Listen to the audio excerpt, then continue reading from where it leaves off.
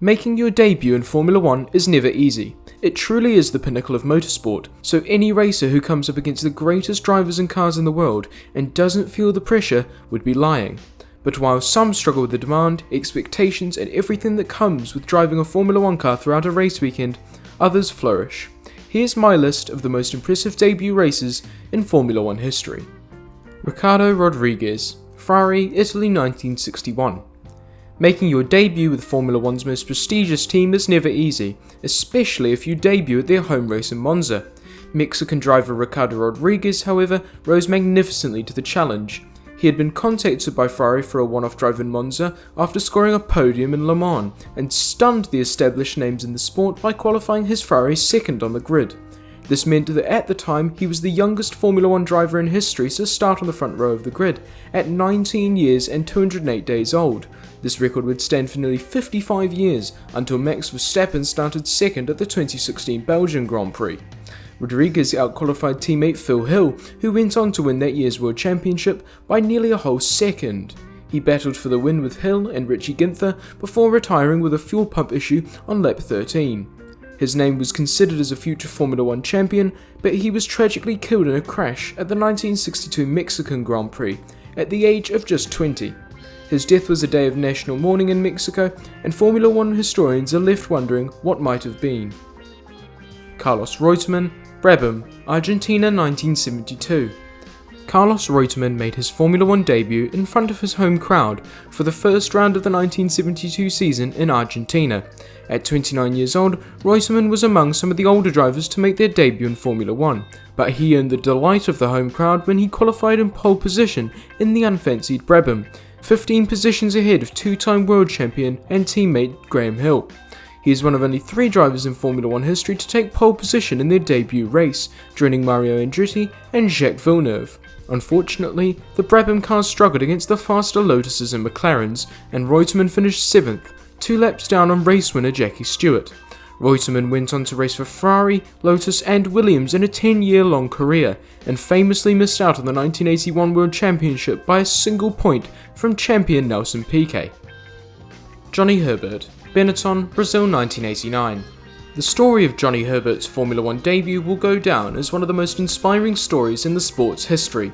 Seriously injured in a horrific Formula 3000 crash at Brands Hatch the year before, Herbert arrived on the grid for the 1989 Brazilian Grand Prix after major reconstructive surgery on his legs. Doctors considered him lucky to even be able to walk after the crash, and he had to be helped in and out of his car by Benetton mechanics. Despite agonizing pain while operating the pedals in his Benetton, Herbert qualified the car 10th, 2 tenths faster than his more experienced teammate Alessandro Nannini. He heroically made his way up the grid to finish in 4th place, missing out on a debut podium by 1.1 seconds from Mauricio Gugelmin's March Judd, and just 2 seconds behind then double world champion Alain Prost. However, his injuries had still not healed sufficiently, and he was replaced after 6 rounds of the championship by Emmanuel Pirot. Herbert went on to race for Lotus in 1990, starting a career that lasted 10 more years and 165 races. Jean Alesi, Tyrrell, France 1989. Sensational Formula 3000 driver Jean Alesi made his Formula 1 debut for Tyrrell in the middle of the 1989 season. He was leading the Formula 3000 championship at the time for Eddie Jordan Racing and was offered a drive by team owner Ken Tyrrell due to a clash between new main sponsor Camel Cigarettes and main driver Michele Alboreto, who was sponsored by Marlboro. The whole sponsorship debacle meant that Alesi was essentially shipped straight to France with no testing. Alesi's childhood hero, Elio De Angelis, had lost his life at Paul Ricard just 3 years before, so Alesi was understandably nervous. He qualified a distant 16th in the underpowered Tyrrell 018 and seemed to be struggling with the pressure of Formula 1.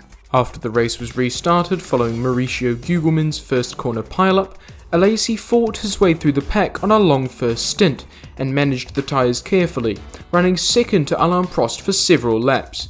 He finished just 7 seconds down on Prost's dominant McLaren in 4th place and rocketed from a nobody to Formula 1 stardom overnight. He went on to fulfill a childhood dream by racing for Ferrari and made over 200 starts in Formula 1. Jacques Villeneuve, Williams, Australia 1996. Jacques Villeneuve came into the season as one of the most highly anticipated drivers in history. Son of the late Ferrari legend Gilles Villeneuve and 1995 Indianapolis 500 winner, the younger Villeneuve signed a 2-year contract with the competitive Williams team. Partnering Damon Hill for 1996, Villeneuve immediately impressed on debut by taking pole position by just over a tenth from Hill. He led for nearly the entire race, but his Williams developed an oil leak in the final laps, prompting Damon Hill to pass him and win the race. Villeneuve continued on to win 4 races that season and finished runner-up in the championship to teammate Damon Hill. He set the record for most wins for a rookie in Formula 1 and became the first rookie to finish second in the World Championship. Lewis Hamilton, McLaren, Australia 2007. Expectations were high for reigning GP2 champion and McLaren protégé Lewis Hamilton.